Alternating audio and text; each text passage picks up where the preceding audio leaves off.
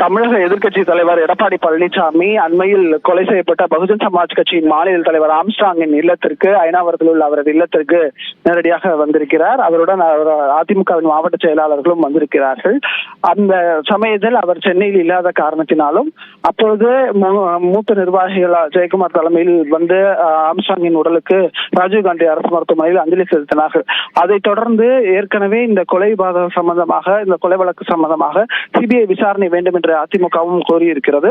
அதே போல தற்போது அவரை குடும்பத்தாரை சந்தித்து ஆறுதலை கூறி வருகிறார் அதிமுகவின் பொதுச் செயலாளர் எடப்பாடி பழனிசாமி.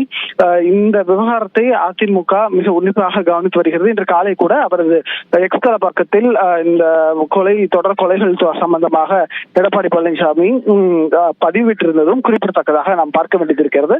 இன்றைய தினத்தில் அதிமுக பொதுச் செயலாளர் அவரது குடும்பத்துக்கு ஆதரவு தெரிவித்த பிறகு செய்தியாளர்களையும் அவர் சந்திக்க இருக்கிறார்.